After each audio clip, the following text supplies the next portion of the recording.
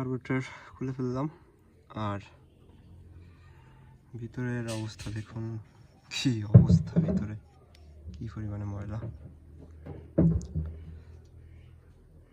তো অ্যাকচুয়ালি আমি ওই দিক থেকে ইলেকট্রিক কেবলটা খুলতে পারিনি, যার কারণে